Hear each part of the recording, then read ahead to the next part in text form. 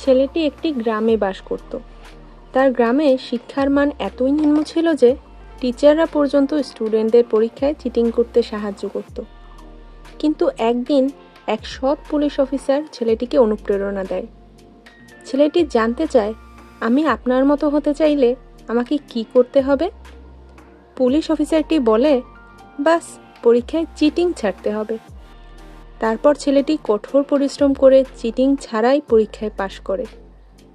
একদিন তার এক বন্ধুর দেখাদেখি সে সিদ্ধান্ত নেয় যে সে আইপিএস অফিসার হবে। টানা 3 বার পরীক্ষায় ফেল করে সে, কিন্তু সে হাল ছাড়েনি। প্রতিবার রিস্টার্ট করেছে। তারপরে সে সমস্ত কাজ ছেড়ে এক টানা পড়াশোনা করতে থাকে, যার ফলে পরের অ্যাটেম্পটেই পরীক্ষায় পাশ করে সে এবং আইপিএস অফিসার হয়। তাই আমাদেরকেও কখনো হাল ছাড়া উচিত নয়।